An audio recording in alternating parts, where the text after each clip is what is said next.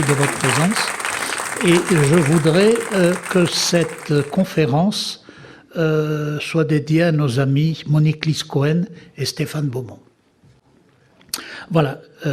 Merci, Fathia Agag Boujellat, d'avoir répondu à notre invitation.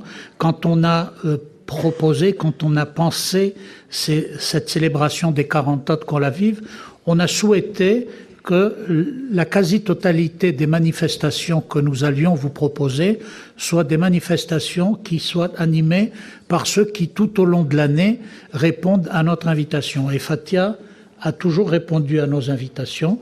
Quand on lui a demandé, elle a toujours honoré, encore une fois, de son expertise de Radio Colavive, et il était bien normal que nous l'invitions. Voilà, Judith va vous présenter et après on entamera le débat. Merci Gérald. Fathia Agag Boujellat, merci d'être venue ce soir en direct avec nous, nous apporter votre expertise effectivement, et vous êtes la voix singulière du féminisme aussi, une voix qui porte sur la laïcité, militante laïque, une voix donc singulière qu'on entend de plus en plus et qu'on va écouter ce soir. Vous avez contribué et vous contribuez toujours à la Revue des Deux Mondes. Vous effectuez une chronique à la Dépêche du Midi le dimanche et auteur de plusieurs livres, dont les Nostalgie Algérie Jérémiade, qui est un livre qui va parler à pas mal d'entre nous, puisque nous avons tous ou des souvenirs ou des histoires racontées de l'Algérie. Vous êtes une femme de conviction, à la réflexion exigeante, et aussi une femme d'action, puisque vous êtes enseignante de la République, enseignante donc avec une voix qui porte sur des principes d'éducation. Et donc le sujet de la conférence de ce soir sur le séparatisme d'une part et la laïcité nous porte aussi sur beaucoup d'espoir concernant l'éducation, nous allons en discuter, et sur les situations actuelles que l'on rencontre, tant sur les aspects du séparatisme, tant sur la laïcité. Notre vision, votre vision, la vision de vous tous sur cette fameuse laïcité à la française, comme on le dit. Alors, Judith l'a précisé, vous êtes enseignante et quand on va commencer cette conférence, on va vous demander une approche pédagogique, de nous dire ce qu'est la laïcité pour vous et ce qu'est le séparatisme. Et une petite question au préalable. Dimanche à 20h01, vous avez fait ouf ? Je vous avoue que dimanche à 20h01, j'avais oublié que c'était dimanche 20h01 et j'étais en train de regarder un truc sur Netflix sans doute. Et c'est après coup, parce que pour moi il n'y avait pas d'enjeu et c'était évident qu'il allait gagner. Et j'ai gagné mon pari, j'avais dit 52-48. Je gagne jamais à l'euro-million, mais là j'avais trouvé les bons numéros. Non, aucune. 52-48, oui, bien sûr. Oui. 58-42, j'ai du mal à admettre qu'il a été élu. Bon, c'est bien, mais j'ai du mal à l'admettre. Alors, on va parler un petit peu de l'élection présidentielle parce qu'on va revenir sur la position des candidats sur le voile. Notamment, on parlera de laïcité et d'éducation, qui est une partie de votre combat, et on parlera également de religion et de féminisme. Mais tout d'abord, précisez-nous quelle approche vous avez de la notion de laïcité. La laïcité, c'est quoi? C'est chacun fait sa religion comme il veut, chacun fait la religion dans son coin, chacun fait quoi, comment? La laïcité, quiconque prétendrait vous la définir en une phrase se moquerait de vous. C'est impossible. À tel point qu'en fait, vous n'avez aucun texte juridique qui définit la laïcité. Que le mot n'apparaît même pas dans la loi de 1905. Voilà. Et la difficulté, c'est que la laïcité va intervenir sur deux plans complètement différents. Elle a à la fois un principe constitutionnel, mais qui n'apparaît qu'une fois dans la Constitution, en fait. Dans l'article 1er, la France est une république indivisible, laïque, sociale et démocratique, bien sûr. Et après, ça n'apparaît plus, la laïcité. Et en tant que principe constitutionnel, on ne vous demande pas d'y adhérer pour la respecter. Et cette laïcité-là s'applique aux fonctionnaires qui doivent être et une loi qui vient d'être promulguée en mars 2022 vient de le réaffirmer, les fonctionnaires doivent s'abstenir de manifester toute opinion religieuse, sont astreints à une stricte neutralité religieuse et politique pendant leur temps de travail et sur leur temps de travail, leur lieu de travail. Voilà, ça c'est le principe. Neutralité pour les fonctionnaires. Après, vous avez, et puis bien sûr, on dit, voilà, l'État protège la liberté de croire, de ne pas croire, de changer de religion, la liberté, on appelle ça de conscience. Et puis, il y a la laïcité comme valeur. Et comme valeur, c'est un idéal moral que vous choisissez d'adopter ou pas. Moi, je suis laïque, voilà. Pas simplement la laïcité du principe, mais la valeur. Et ça construit mon rapport aux religieux AU, aux religieux AUX, notamment les barbus, et ça construit aussi mon rapport à la République. Donc, certains vous diront, la laïcité, c'est la séparation du religieux et de l'État. Certains vont vous dire, oui, il y a un ministère des cultes qui est chargé de réguler les cultes, mais attention, la laïcité, elle s'applique en France, mais elle ne s'applique pas en Alsace-Moselle, elle ne s'applique pas à Mayotte, elle ne s'applique pas à La Réunion à cause d'une ordonnance, et puis dans d'autres territoires ultramarins à cause d'une ordonnance de Charles X. C'est pour vous dire jusqu'où on est capable de monter pour ça.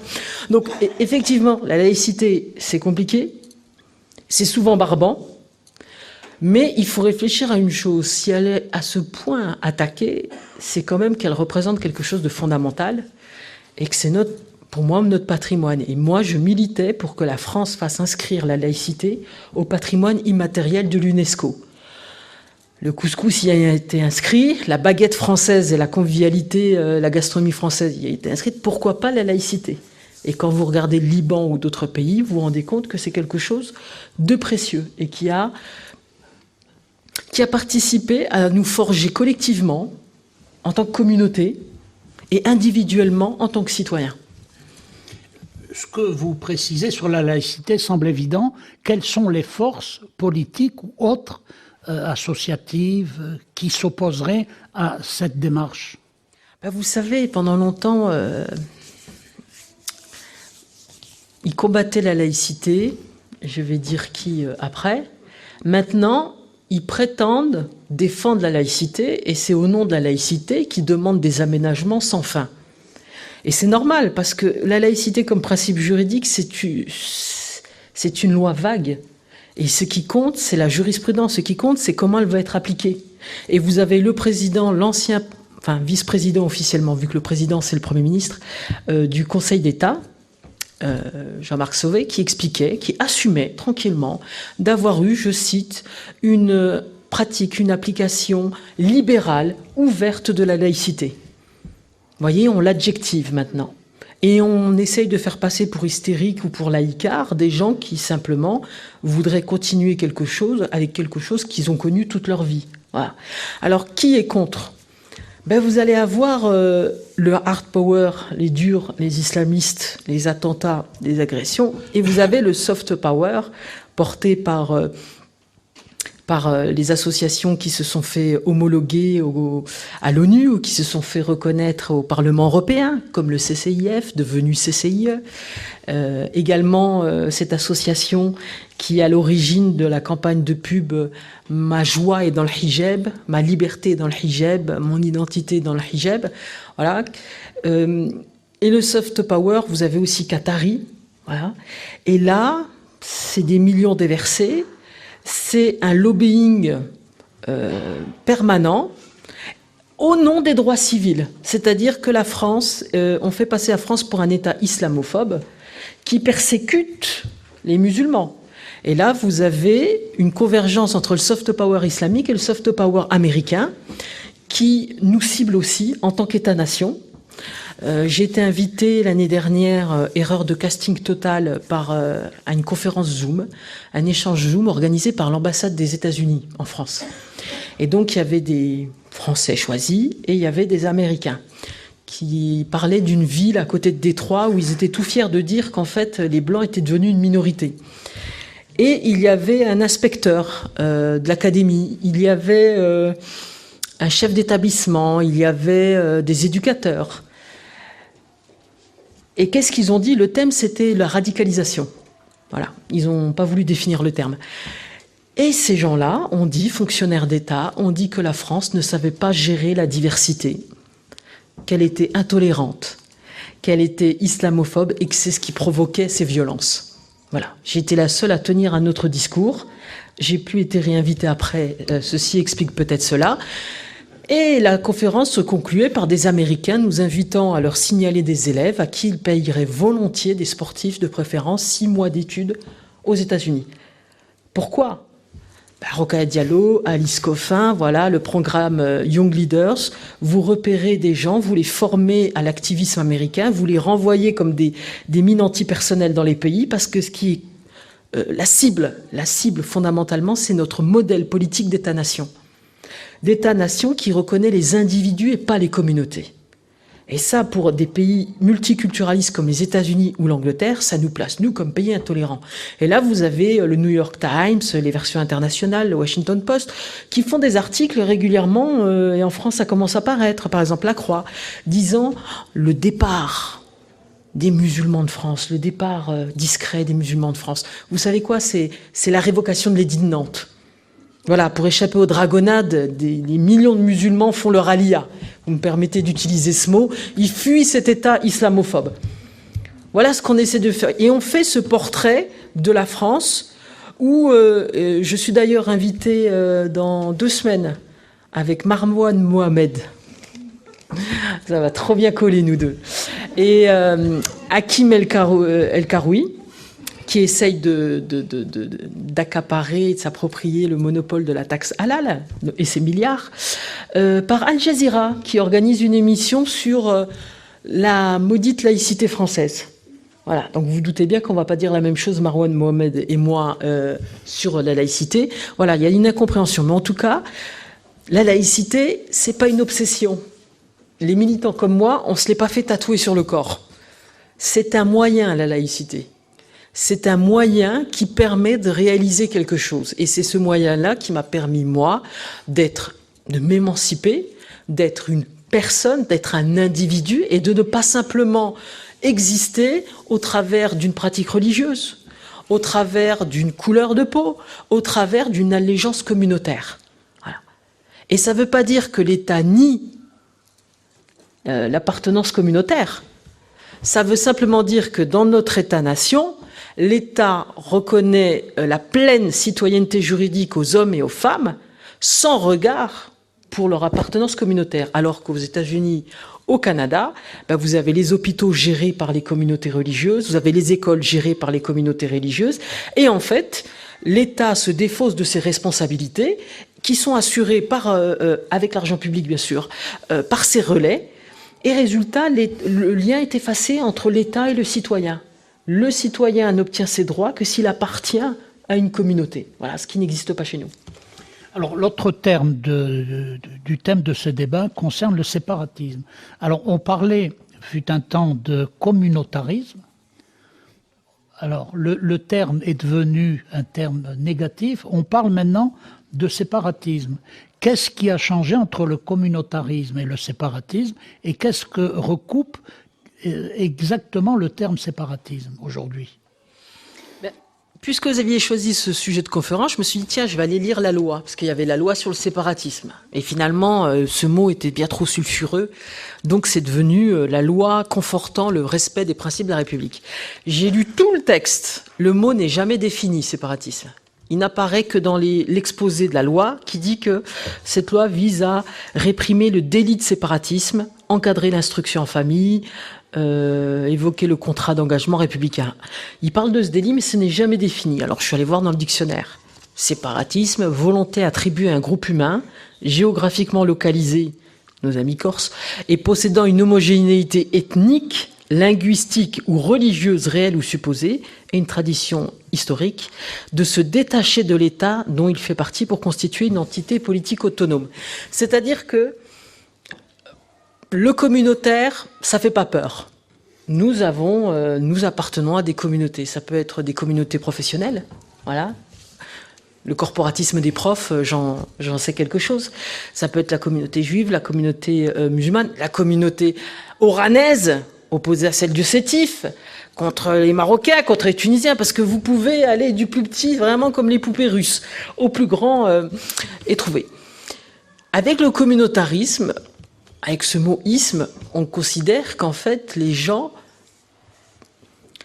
ne restent dans cette communauté et y voient en fait leur seul horizon politique. C'est-à-dire que cette communauté, c'est pas simplement un espace de convivialité ou un espace de pratique religieuse, c'est qu'elle va prendre une dimension identitaire, figée, et qu'elle va surtout avoir une ambition politique. Et ça fait, on va dire, 20 ans, mais surtout depuis 10 ans que maintenant, il y a des consignes de vote qui n'existaient pas avant.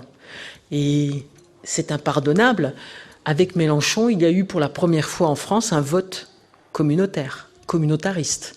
C'est-à-dire des gens, j'en débattais à la radio sur RMC, et c'était un type qui s'appelait Mehdi, avec sa femme voilée, qui intervenait, et qui commence par me dire qu'il est entrepreneur et qu'il a voté Mélenchon pour son programme économique. Il fait « Ah, Mehdi, ah bon, vous êtes entrepreneur et vous aimez le programme économique de Mélenchon ?» Il fait « Ah oui, c'est vrai, c'est parce que c'est le seul à défendre les musulmans. » Voilà, c'était dit. Ce vote communautariste, je ne pense pas que les musulmans aient une position commune sur le nucléaire, voilà. Mais j'en veux énormément à Mélenchon parce qu'il parle toujours les musulmans, là où avant il y avait des individus qui ne pouvaient pas se reconnaître derrière un appel à un certain vote, parce qu'ils se voyaient vraiment comme individus. Et là, on est vraiment dans la définition du communautarisme donnée par exemple par Michael Walzer.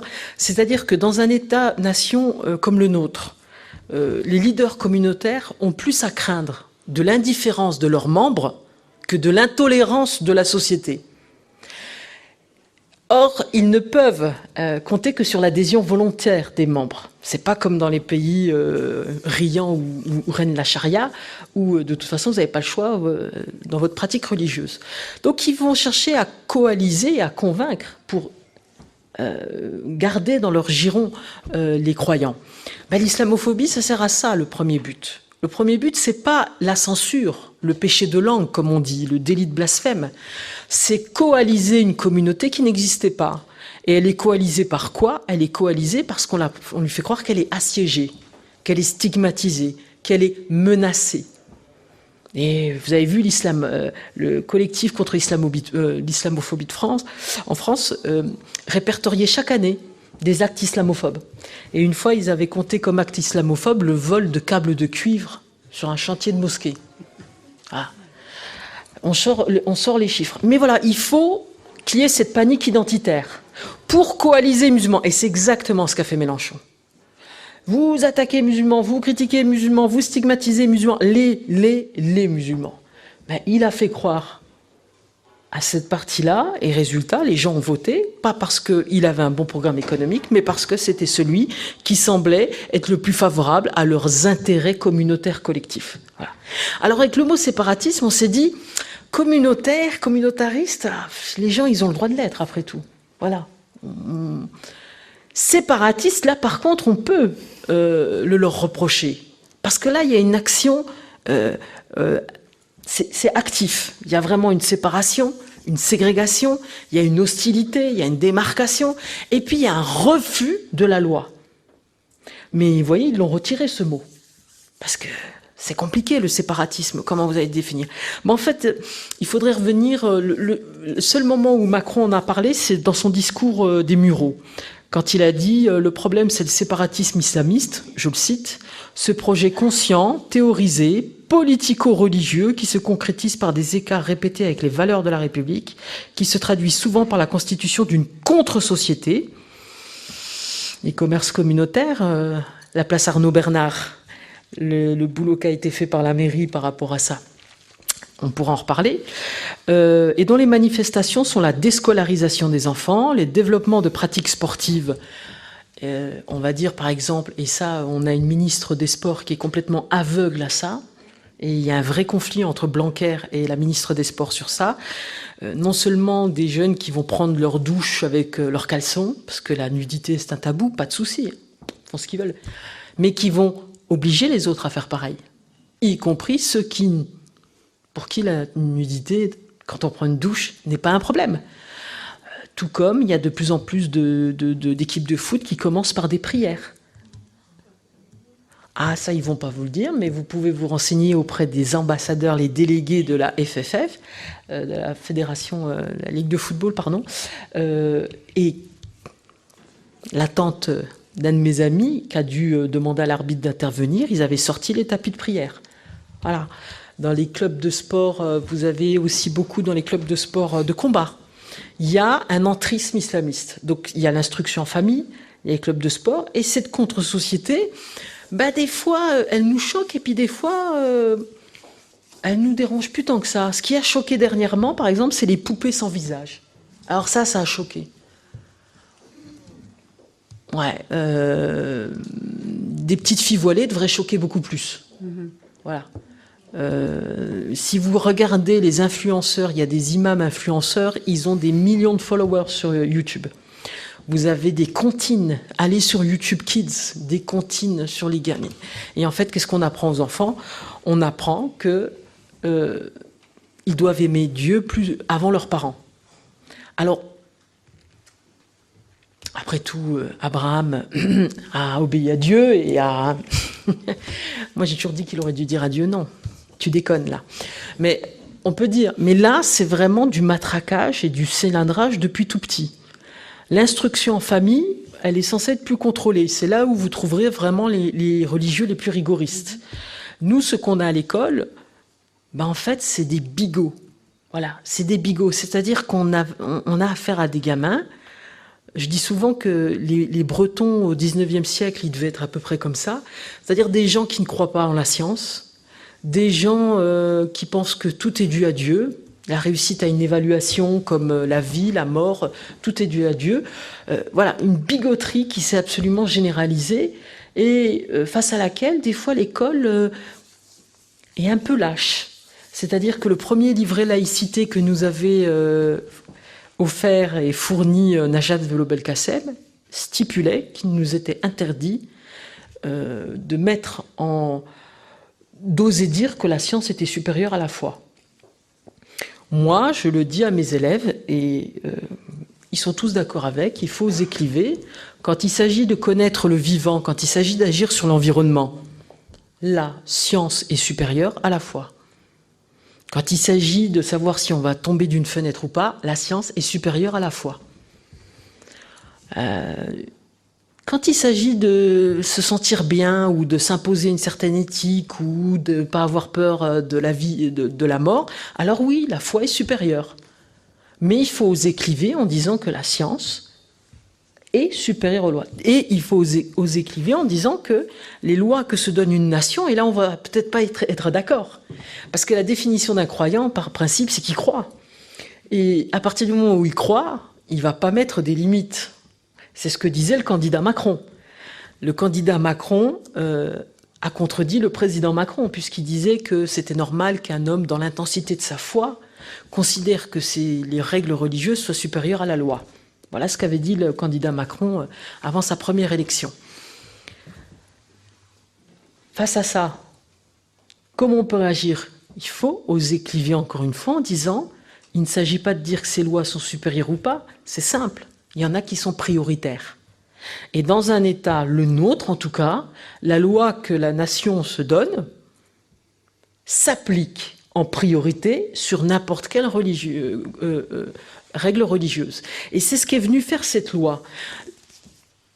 La seule bonne loi qu'a faite Macron en 5 ans, la seule grande avancée, la seule chose qui a compliqué la tâche des islamistes en France, c'est cette loi. Et la volonté politique... mue par la proximité des élections, de fermer enfin des commerces, de fermer enfin des lieux religieux où on appelait à tuer les juifs. Soyons très attentifs et mobilisés autour du procès en appel de l'imam Tataï.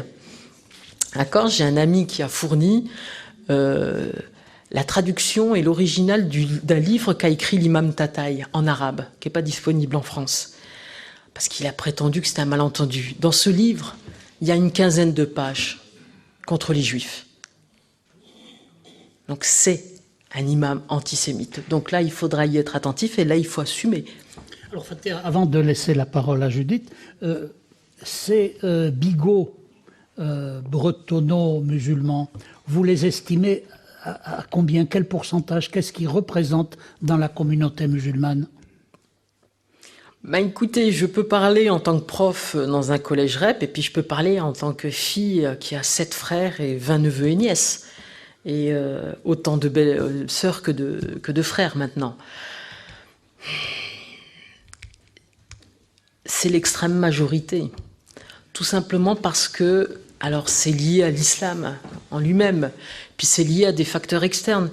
Nous, on a grandi, on avait une tradition culturelle, une pratique culturelle de l'islam. Voilà. Puis on faisait des choses que les gens font plus. Il y avait du pain par terre, on le ramassait, on l'embrassait, puis on le surélevait, puis on n'emmerdait pas les gens. Et jour de l'Aïd, on désertait pas l'école, au contraire, on allait montrer nos beaux vêtements. Là, avec les avions low cost, les gamins vont tout le temps au bled. Alors que nous, on n'y allait qu'une fois tous les 2 ou 3 ans, tellement ça coûtait cher. Avec le pouvoir d'achat que les enfants d'immigrés ont eu par rapport à nos parents, nous sommes tous propriétaires, nous travaillons, ben, on a pu aussi aller en vacances, et puis on a offert un pèlerinage à la Mecque à ses parents, et puis on a contribué à la construction de la mosquée à côté.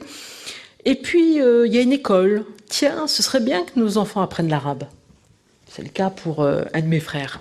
Mais c'est marrant, c'est un arabe un peu bizarre. C'est un arabe qui nécessite de porter le foulard pour les petites filles et de s'habiller en pakistanais pour les petits garçons.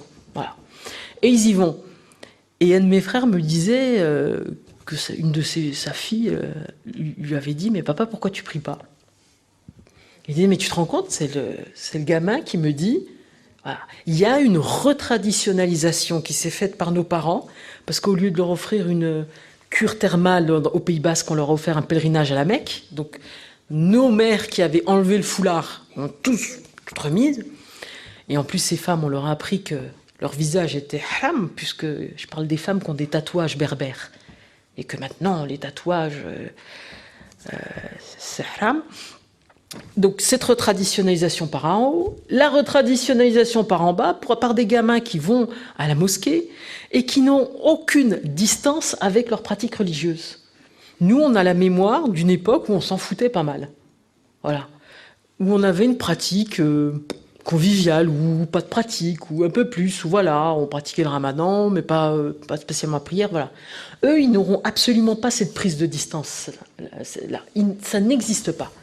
Et résultat, je le disais à un de mes frères, ils ont fabriqué des monstres, les enfants d'immigrés de ma génération, qui ne seront incapables de contrôler.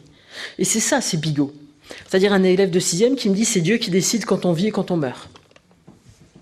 Je fais « mais si vous traversez l'autoroute, bah, c'est Dieu qui décide si on vit ou on meurt ». Ce qui est très bien, parce que quand ils ont une mauvaise note, ils disent bah, « c'est la volonté de Dieu ». Voilà. C'est très pratique pour tout.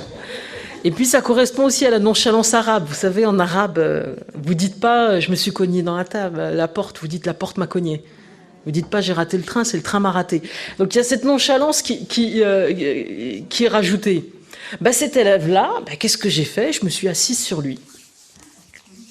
Et j'ai dit « c'est la volonté de Dieu ».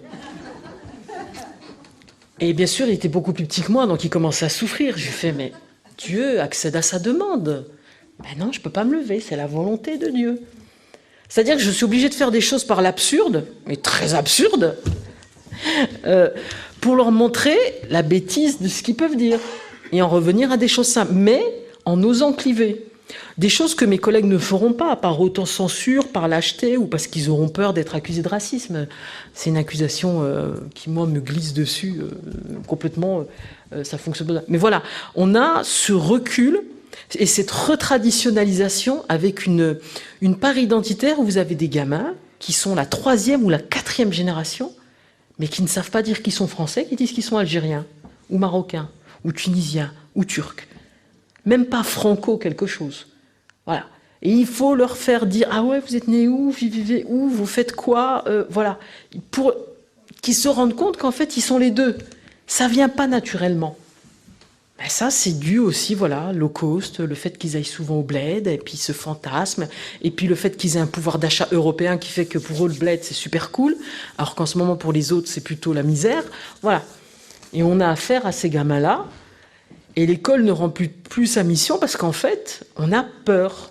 Et on s'interdit, là où on a été laïque, en fait, c'est dans le culte de l'État. Alors, culte de l'État, pardon, c'est peut-être mon côté révolutionnaire, voilà. Mais on s'est interdit de faire aimer la France. Je crois que c'est le seul pays du monde où il est aussi mal vu d'aimer son pays. Voilà, c'est-à-dire, promenez-vous avec des drapeaux palestiniens, puis la France insoumise vous applaudit. Promenez-vous avec un drapeau français, vous êtes un horrible fasciste.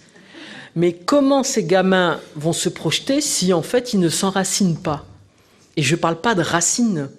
Voilà, moi, je ne descends pas de Vercingétorix, et m'en fiche.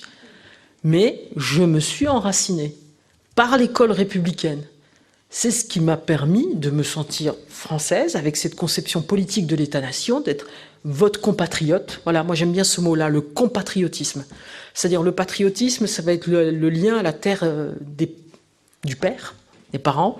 Le compatriotisme, c'est un lien horizontal qui vous unit, vous et moi. Nous sommes compatriotes. Nous sommes égaux en droit et en dignité. Et nous sommes frères et sœurs en nation. Voilà. Et ça, quel que soit notre genre, notre religion, notre couleur. Ça, c'est la méthode et la promesse républicaine. Judith ? La laïcité est quand même un instrument pour aider les femmes à s'extraire de leur milieu religieux ou pas, et c'est un instrument important. Mais la laïcité aussi, le paradoxe, c'est qu'elle nous empêche, enfin elle empêcherait a priori, d'enseigner les religions dans les écoles. Est-ce que la solution ne serait pas là aussi, qu'il y ait un enseignement du fait religieux plus important pour éviter cette bigoterie ou donner un contrepoint à l'entrisme, puisque la loi, on parle de cet entrisme. Alors, je vais vous dire, ça revient souvent. Vous avez Abdeloua, je ne sais plus comment il s'appelle. Mais celui qui lui a succédé à l'émission, là, qui lui pense qu'on doit enseigner la spiritualité, pas que la religion. Alors, on enseigne le fait religieux dans les écoles depuis 17 ans. C'est dans la loi. Voilà, je suis prof d'histoire, donc je peux vous le dire. Et je peux même vous dire que 75% du programme d'histoire géo est basé sur le fait religieux. En français, ils font bien sûr les grands mythes, mais ils font la Bible, ils font le Coran, ils font la Torah. En histoire géo, on suit l'ordre chronologique, donc on fait les sociétés, et le thème, c'est les sociétés autour de la religion, c'est pour vous dire. Donc on fait les polythéismes, on fait le monothéisme juif, on fait le christianisme, et puis en 5e, là on fait le protestantisme, on fait l'islam, voilà, on fait le fait religieux. Sauf que ce que les gens veulent en fait, c'est qu'ils veulent qu'on enseigne la religion, ce qui est extrêmement différent. C'est-à-dire que ce qu'ils voudraient, c'est qu'on fasse venir, pour parler de religion, l'imam, le rabbin, le prêtre, voilà. Alors que nous, on a une approche scientifique. Voilà. On parle du fait religieux. Et on raconte, et puis, je peux vous dire, ça occupe une grande partie du programme jusqu'en 4e. Voilà. Donc, on le fait. Ça ne plaît pas aux bigots, ça ne plaît pas aux parents, parce qu'en fait, ce qu'ils veulent, c'est un enseignement religieux, comme il y a certains. Mais la loi de 1905 est tellement anti-religieuse et violente que n'importe quel parent a le droit de demander dans n'importe quelle école publique l'ouverture d'une aumônerie religieuse. Et elle ne peut lui être refusée que s'il n'y a pas de place. Alors heureusement, très peu de gens connaissent cet article de la loi.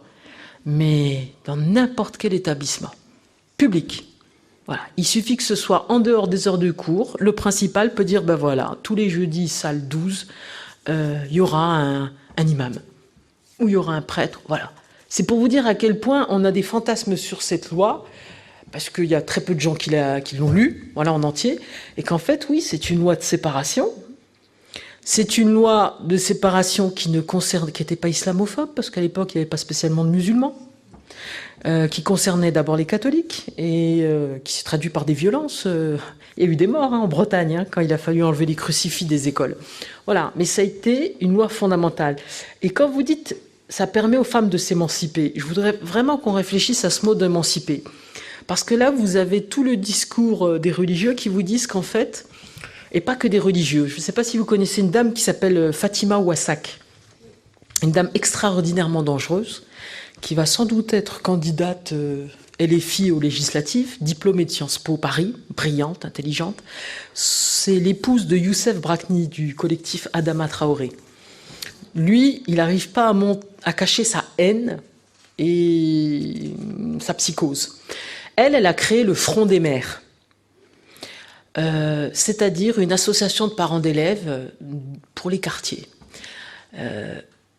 Elle est reçue à France Inter, elle est reçue à France Culture, c'est super. Qu'est-ce qu'elle dit? Elle dit que l'école française traite les musulmans comme les juifs étaient traités pendant la Seconde Guerre mondiale. Voilà ce qu'elle dit.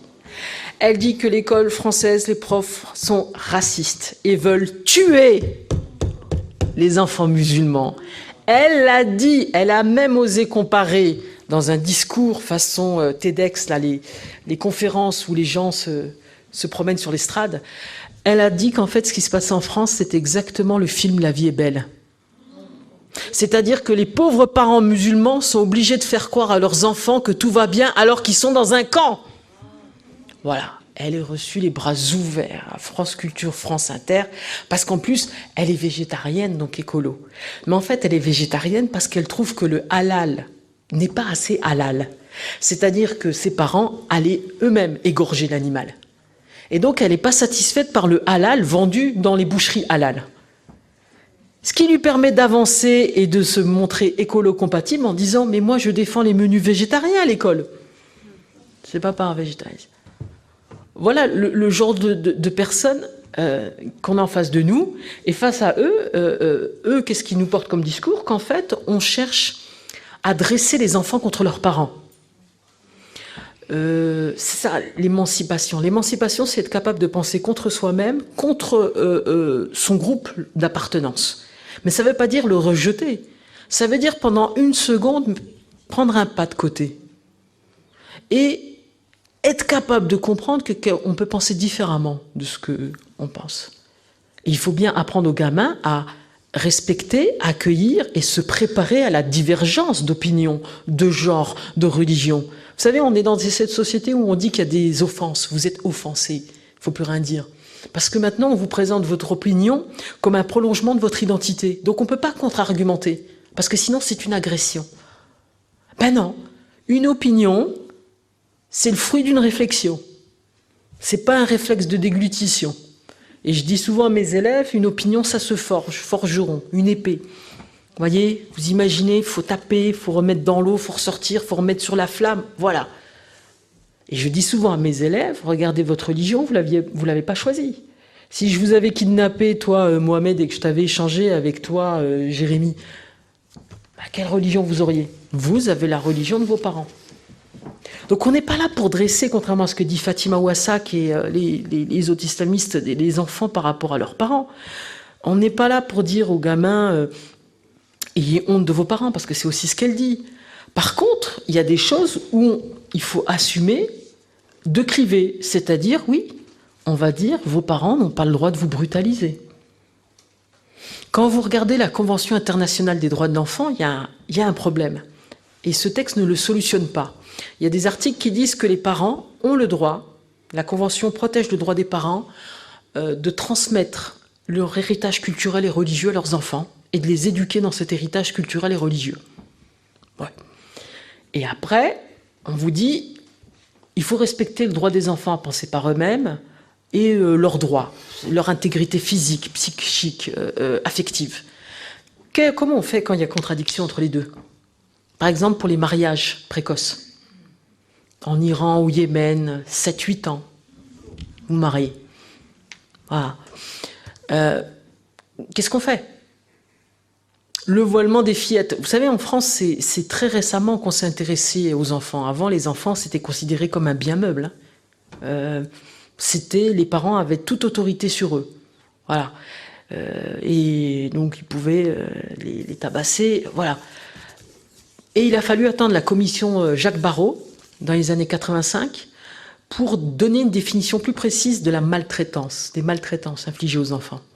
Et parmi ces maltraitances, il n'y a pas simplement les coups, il y a la privation d'affection, il y a la privation de loisirs, et il y a les exigences éducatives disproportionnées.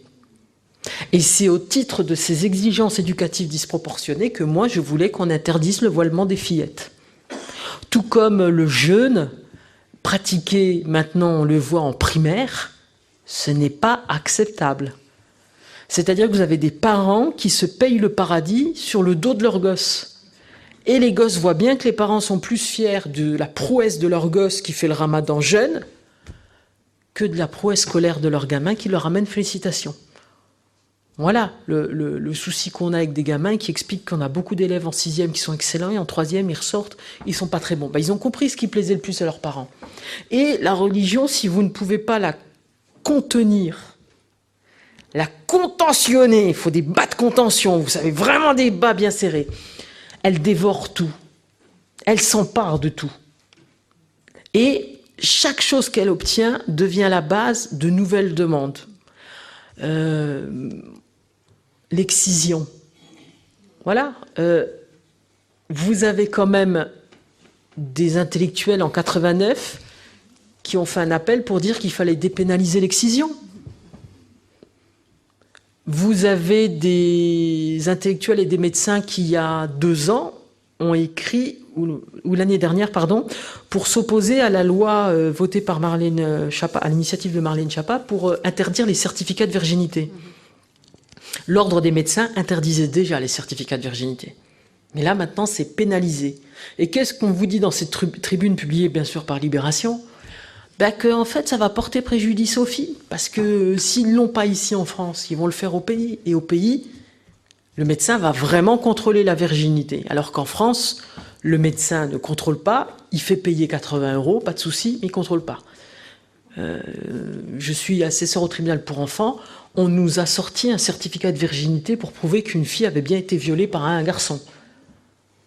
Voilà, qu'elle n'était pas une pute, contrairement à ce qu'il avait dit devant la cour. Voilà. Alors bien sûr, là on va vous dire « Ah mais oui, mais si on ne se plie pas à cette règle-là, voilà, les pauvres filles, voilà ce qui va leur arriver. » Puis pareil pour l'excision.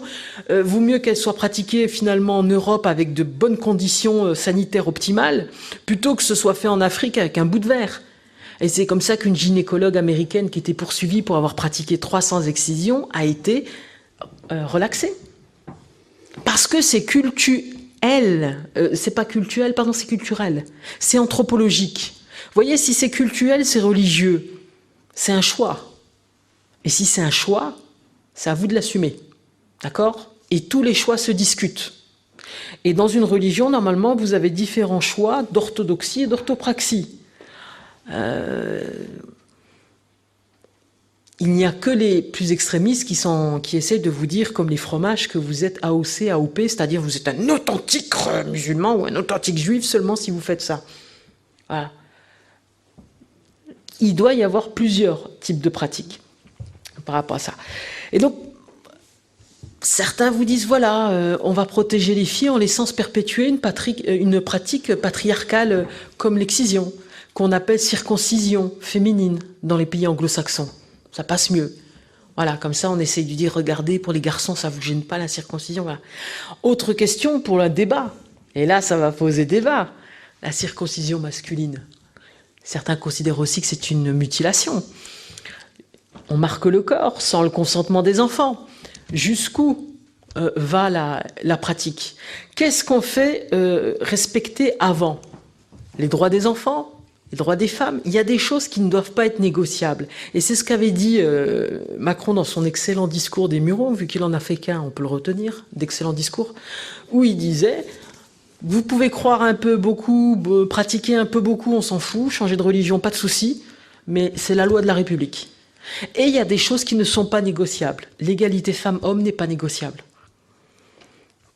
Quel que soit le livre que vous mettez en contrepoint dans la balance, que ce soit la Torah, le Coran, la Bible ou le livre des Mormons, c'est pas négociable. Comment ? Certains vous diraient qu'il faut interdire la Bible. Ah bon ? On n'a pas dû lire la même, hein ? Elle doit être cool, la vôtre. Ça vous dit quelque chose, le Lévitique ? Ouais. Et donc, il n'y a rien qui vous gêne dans le Lévitique ?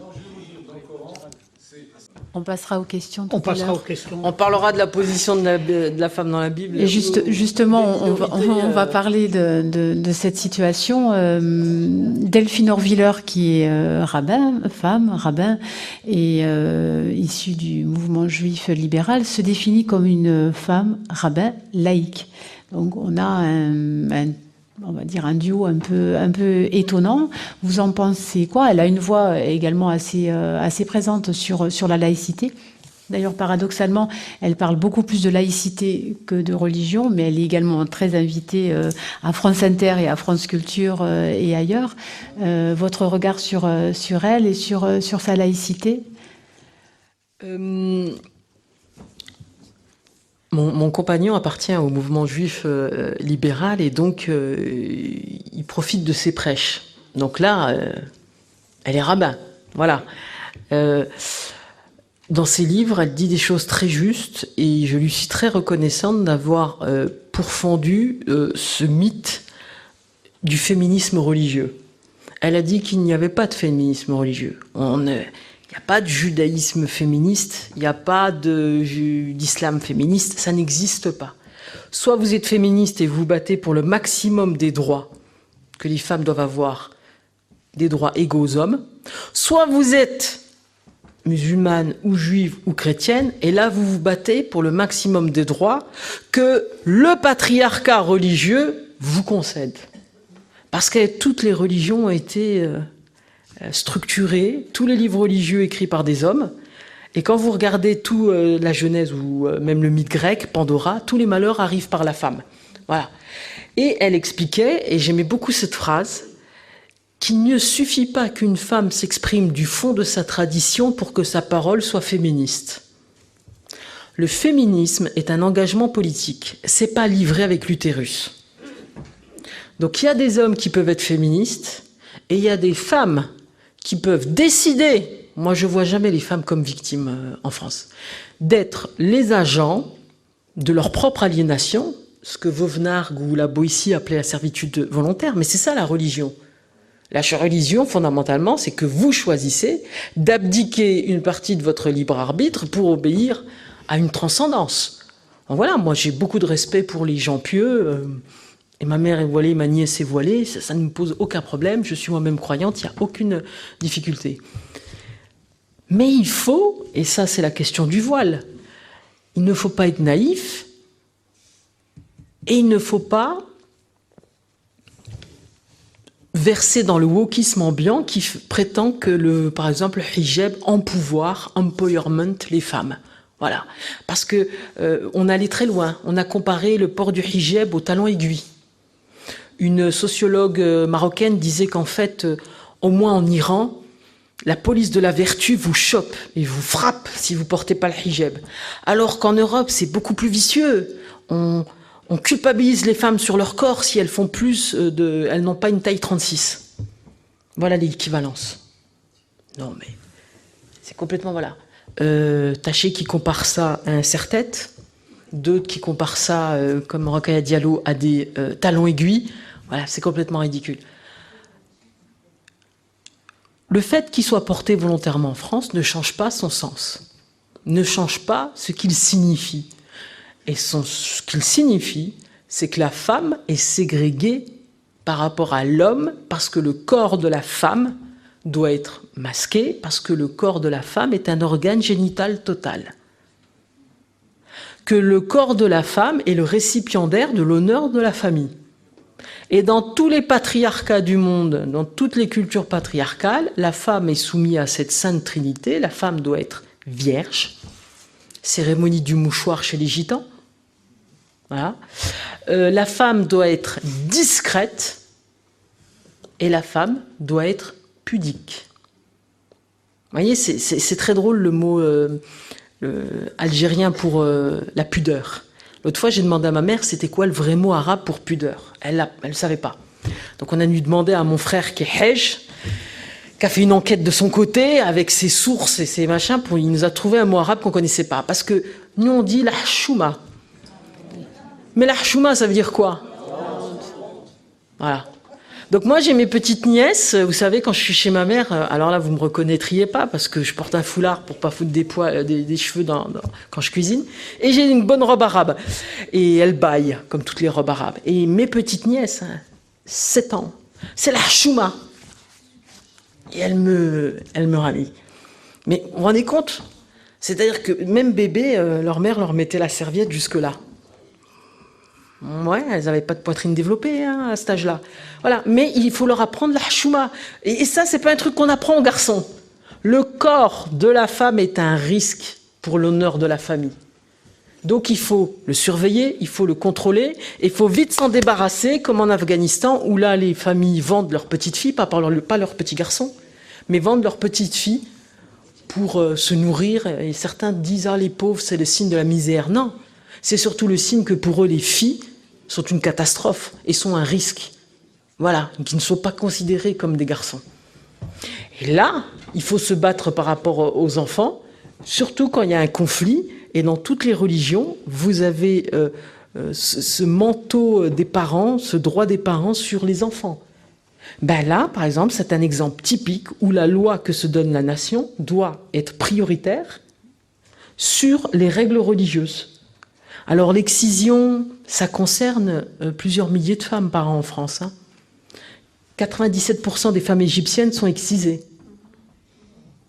C'est pour vous dire que c'est pas un truc anecdotique. Alors oui, c'est en Égypte et en Afrique noire. C'est pas spécial, ça n'existe pas trop au Maghreb. 97% des femmes égyptiennes sont excisées. C'est une réalité. Les certificats de virginité, les reconstructions d'hymen, vous croyez que c'est qui se fait reconstruire les hymens en France? Et la gueule de mes élèves quand je leur ai appris qu'une femme pouvait avoir un hymen reconstruit. Un élève qui m'avait dit « Quoi, ils peuvent nous arnaquer ?» Ouais, et ouais, et ouais. Voilà, c'est des pratiques comme ça dont il faut protéger. Et là, la laïcité en disant justement que les religions ont des convictions, mais qu'elles ne priment pas sur les droits tels qu'ils ont évolué. Attention, parce que la laïcité, c'est pas féministe, la laïcité. 1905, les femmes votaient pas. Rien à secouer des femmes à cette époque-là. Mais par contre, on a fait évoluer le contenu de cette loi comme de nos lois à mesure qu'on a progressé. Et moi, quand j'étais petite, bah ouais, mon père, il chopait le mouton dans la baignoire.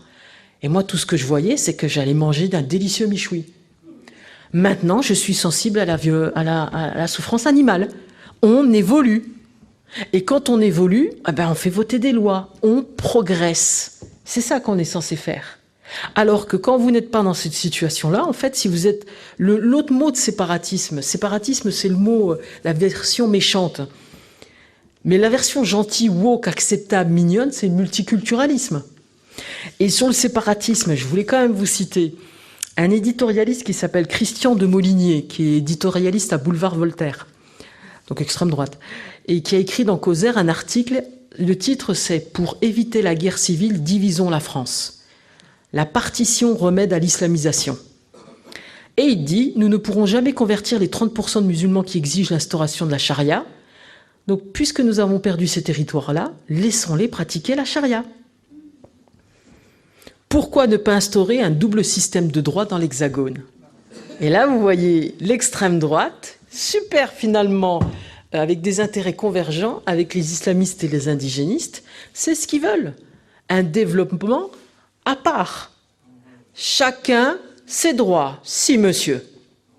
Et si vous prenez le cas le plus emblématique, vous prenez les cas en Angleterre où il y a 85 tribunaux qui rendent les décisions de justice en fonction de la charia dans les affaires familiales. Alors bien sûr, vous n'êtes pas obligé d'y aller. Mais quand vous êtes dans des quartiers à 95% musulmans, qui va oser aller s'adresser à la justice de la couronne alors qu'il y a la justice communautaire qui est présente? Et c'est pareil pour les tribunaux rabbiniques au Canada ou dans l'État de New York. On le retrouve, cette séparation, ce double système juridique, c'est ça le multiculturalisme, que vous ne devez pas confondre avec la multiculturalité. La France est un État multiculturel, c'est bon, on a un État d'immigration, on n'a rien inventé. Le multiculturalisme, c'est différent. C'est vraiment faire coexister un double standard de droit, de système juridique. C'est comme ça que les Sikhs, tiens, pour pas parler des musulmans, au Canada, ils ont obtenu un droit assez étrange. Les gamins sikhs, vous savez que chez les Sikhs, ils doivent porter un poignard rituel, mais un vrai poignard. Et un enfant l'amenait à l'école, et l'école lui a demandé de ne plus le ramener. L'école lui a dit, bah, t'as qu'à prendre un poignard en bois ou en plastique. Il a dit non. Ben, la Cour suprême a statué en faveur du gamin, en disant que puisqu'il était sincèrement convaincu qu'il ne pourrait pas pratiquer sa religion avec un faux poignard ou un ersatz ou un générique, il fallait le laisser. Ce qui fait que vous avez le droit d'aller, les Sikhs ont le droit de monter dans un avion avec leur poignard traditionnel, d'aller à l'école avec, mais pas d'aller dans le Parlement par contre. Tout comme ils ont obtenu le droit de ne pas porter de casque à moto. Turban. Alors, c'est pas le turban qui est religieux, c'est en fait les cheveux qui ne se coupent pas. C'est ça qui est religieux. Et là, c'est une question que je trouve aussi, ça permet bien de combattre le multiculturalisme. Si vous êtes chef d'entreprise et que votre plus grand chiffre d'affaires, c'est samedi, et que là, vous recrutez quelqu'un qui vous dit « Ah, mais moi, samedi, c'est Shabbat, je travaille pas », est-ce que vous allez l'engager ? Non. Vous êtes dans les chantiers publics au Canada et vous avez un Sikh qui vient et il a obtenu le droit de ne pas porter de casque de chantier. Ça veut dire qu'à cause de lui, votre prime d'assurance, elle va flamber. Alors peut-être vous n'allez pas l'embaucher. Ce n'est pas de la discrimination. Ce n'est pas de la stigmatisation. La religion est un choix, le degré de pratique religieuse est un autre choix. Si ce degré de pratique religieuse vous empêche de vous saisir d'opportunités économiques, il ne faut pas reprocher ça à l'État. C'est à vous d'assumer les conséquences de vos propres choix. Et de vos propres choix d'orthodoxie et d'orthopraxie que je respecte. Pas de problème. Chacun sa piété, je trouve ça éminemment respectable. Mais quand on veut modifier le droit pour qu'il s'applique à notre degré d'orthodoxie, ça c'est quelque chose qu'en France, on n'acceptera pas, mais qu'on a parfaitement accepté au Canada et dans les autres pays multiculturalistes. Merci Fatia.